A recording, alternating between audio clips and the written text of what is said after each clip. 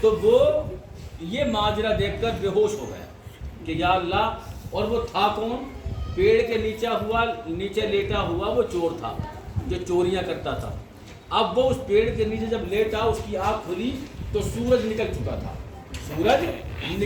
تھا۔ جب اس نے سانپ کے منہ میں ڈالتی ہوئی چڑیا کو دیکھا کہ یہ چڑیا کو یعنی اللہ تبارک و تعالیٰ نے کیسی نعمت سے نوازا ہے، نابینا سانپ ہے، لاغر و کمزور سانپ ہے، اور اس کے لیے اللہ تبارک و تعالیٰ نے چڑیا کو مسلط کر دیا ہے۔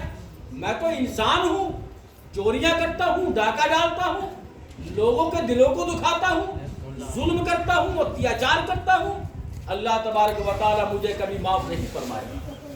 اس کے دل میں ایمان جاگا، اس چور کے دل میں ایمان جاگا، اور اس نے اپنے گناہوں سے وہیں پر توبہ کی۔ اس سے پوچھا گیا توبہ کا مطلب کیا ہے؟ تیری شہرت ہوتی تھی، تیری چوری کے نام پر ڈنکا بجتا تھا، کہا کہ وہ دنیا جہنم میں لے کر جائے گی۔ میں نے جو اپنی زندگی میں سبق سیکھا ہے وہ یہ سیکھا ہے کہ گناہوں سے بچو، حرام سے بچو، اس لیے کہ اللہ ہر حال میں کھلانے والا ہے۔ وہ کبھی تمہیں بھوکا سلاتا نہیں ہے، اٹھاتا ضرور ہے۔ یہ اللہ کی نعمت، اس کا کرم ہے کہ وہ بھوکا سلاتا نہیں، اٹھاتا ہے۔ اب جب اٹھاتا بھوکا ہے تو کمانے کی ضرورت پڑتی ہے۔ اب اس کا مطلب صاف ہو گیا۔ اب جب وہ بھوکا سلاتا نہیں تو جب سلانے کھلانے کے بعد میں اگر تم کسی بادشاہ کے یہاں نوکری کر رہے ہو تو کم سے کم اس کا کہنا تو مانو گے۔ اگر تم رب کا کھا رہے ہو، اس کا پی رہے ہو، اس کی دی ہوئی زندگی کو جی رہے ہو تو اسی کا تو شکر ادا کرنا چاہیے۔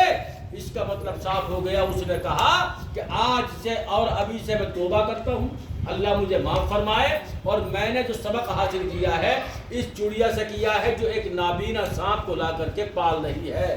اس کا مطلب صاف ہو گیا کہ جب یہ سانپ اللہ کی دنیا میں بھوکا نہیں رہ سکتا تو میں تو انسان ہوں، بھوکا کیسے رہ سکتا ہوں؟ میں بھوکا نہیں رہ سکتا۔ اللہ جب سانپ کو پال سکتا ہے چڑیا کے بدلے تو میں تو انسان ہوں، اللہ میرے لیے تو فرشتوں کا انتظام فرمایا۔ اس لیے ہمیں اپنے ایمان پر ثابت قدم رہنا چاہیے، اپنے ایمان کو کبھی برگلانا نہیں چاہیے۔ اللہ کی نعمت ہے، اس گھر میں شادی ہوئی ہے، اللہ تبارک و تعالیٰ اپنی بیوی کی محبت میں بے پناہ برکت عطا فرمائے۔ اس گھر میں ان قدموں کے بدلے بے انتہا خیر و برکت عطا فرمائے، کیونکہ یہ قدم رحمتوں والے ہوتے ہیں۔ بیٹی جہاں ہوتی ہے وہاں 10 رحمتیں مسلسل برستی رہتی ہیں۔ بیٹی اور جب وہ بیوی کے روپ میں آتی ہے تو وہ ایک ماں کی شکل بن جاتی ہے، اور ایسی شکل بن جاتی ہے کہ اس کے پیروں کے نیچے جنت بن جاتی ہے۔ جب وہ ماں بنتی ہے تو اللہ تبارک و تعالیٰ اس کے قدموں کے نیچے جنت عطا فرماتا ہے۔ قدموں کے نیچے ماں کے جنت کا ہونا معمولی بات نہیں ہے۔ ایک بات نوٹ کر لینا، ہماری مائیں، ہماری بہنیں، ہماری بیٹیاں، یعنی جب وہ اپنے گھروں میں رہتی ہیں تو بیٹی جب کہلاتی ہے تو اس گھر میں بے انتہا برکتیں ہوتی ہیں، اور جب وہ بیوی بن جاتی ہے تب اس گھر میں برکتیں ہوتی ہیں، اور یہی عورت جب ماں بن جاتی ہے تو اللہ تبارک و تعالیٰ اس کے قدموں میں جنت عطا فرما دیتا ہے۔ اتنا مقام اللہ نے دنیا میں کسی کو نہ دیا جتنا مقام ایک عورت کو اللہ نے دنیا میں عطا فرمایا۔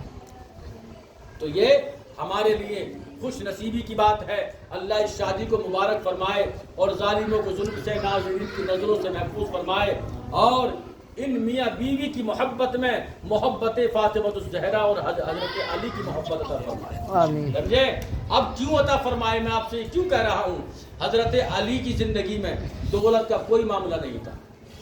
آج کی ماں اور بہنیں، آج کی عورت کو اگر تھوڑا سا کھانا نہ ملے، اگر اس کی فیسلٹی میں کمی رہ جائے، صبر کا موقع آ جائے گھر میں تو سمجھے صبر کرنے کو تیار نہیں ہے۔ اور حضرت علی رضی اللہ تعالیٰ اس دن بہت روتے ہیں جس دن فاطمہ الزہرا نے یہ بات کہی تھی کہ آج میں آپ کی زندگی سے جا رہی ہوں۔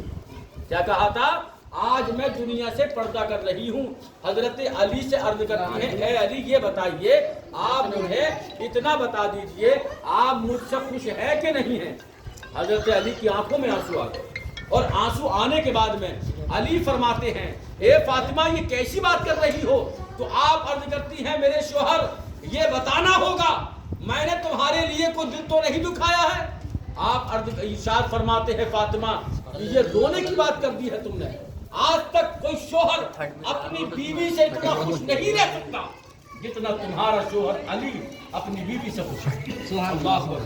حضرت علی فرماتے ہیں کہ میرے گھر میں 10 دن تک چولہا نہیں چلا, ایک مہینہ چولہا نہیں چلا, 3 مہینے چولہا نہیں چلا, لیکن کبھی فاطمہ کے لبوں پر شکوہ شکایت نہیں ہے.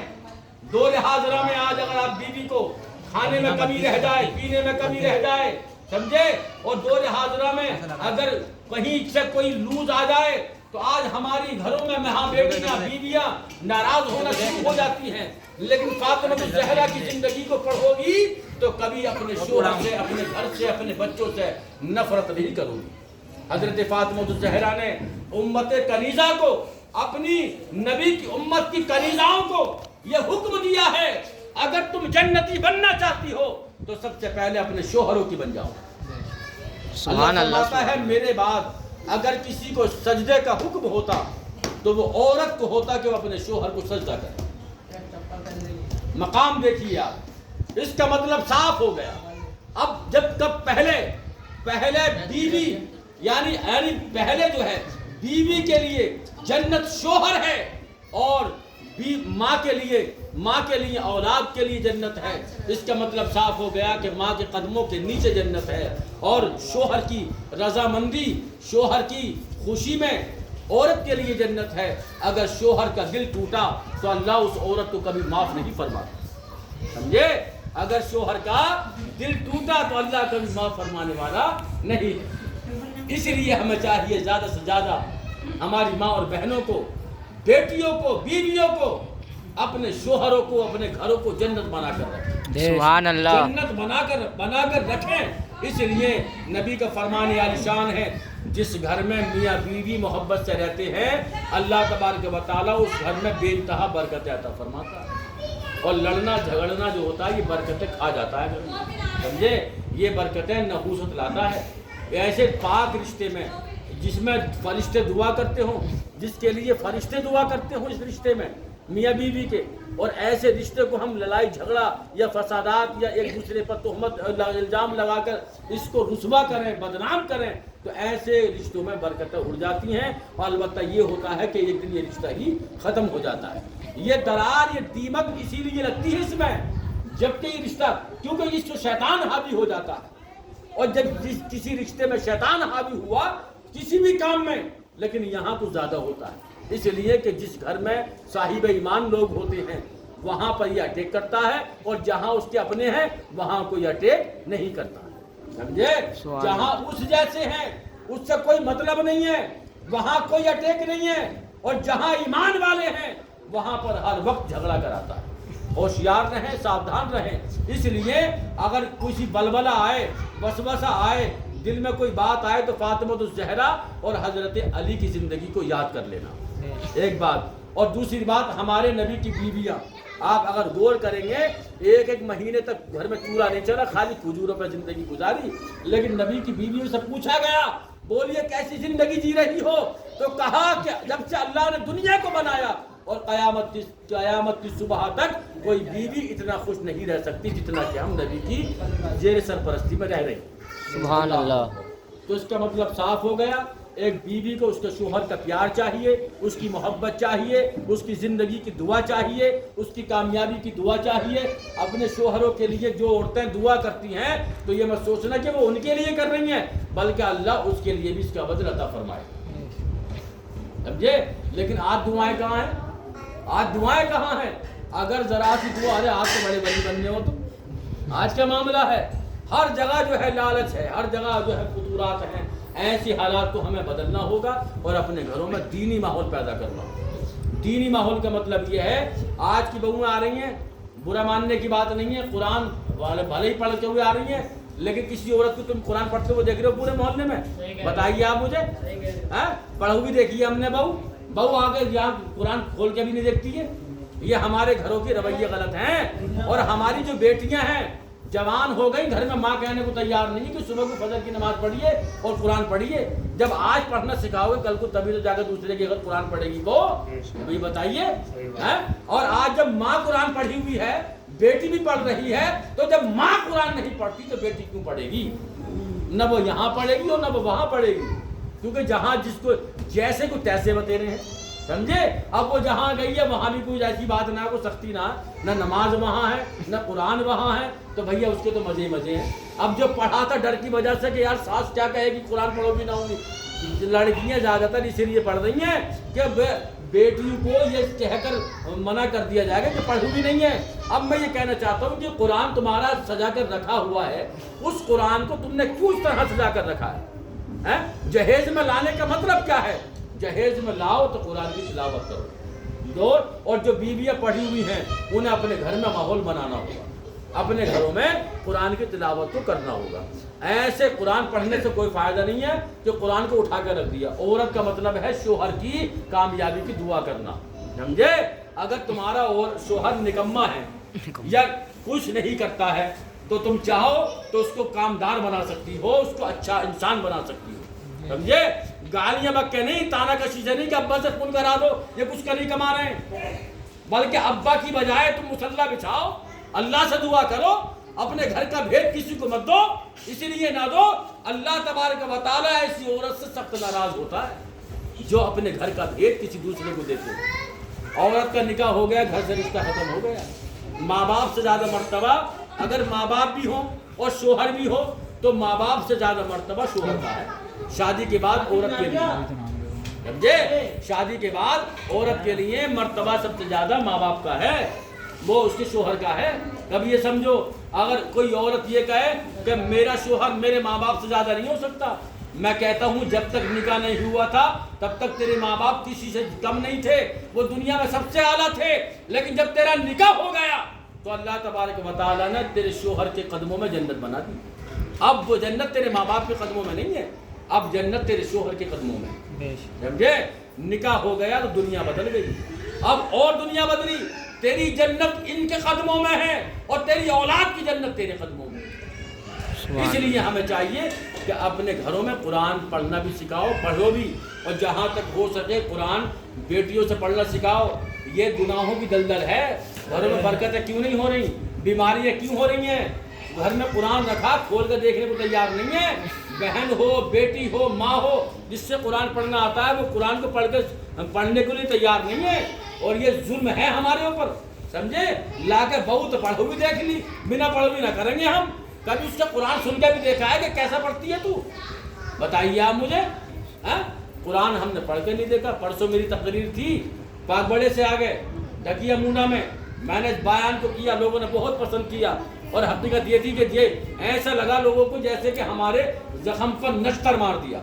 ایسی کتنی عورتیں وہاں رو رہی تھی، 40 منٹ کا پروگرام تھا۔ میں نے کہا یہ رونا دھونا بند کرو، اگر سدھرنا ہے تو قرآن کی تلاوت کرو اپنے گھروں میں، فجر کی نماز پڑھو۔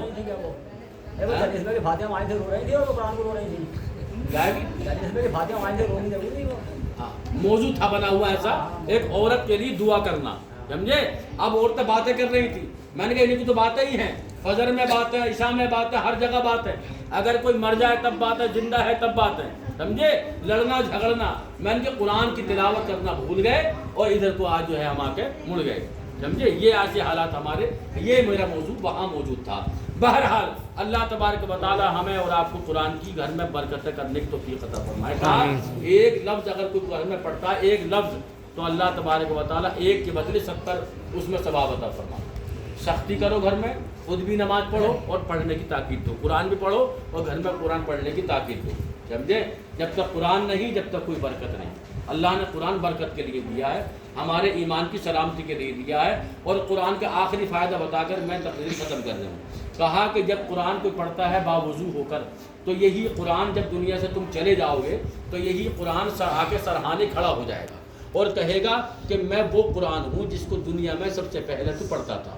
ایک شکل اس کو دی جائے گی اور کہے گا منکر نکیر سے کہ جو تمہیں کرنا ہے وہ تم کرو، جو مجھے کرنا ہے وہ میں کروں۔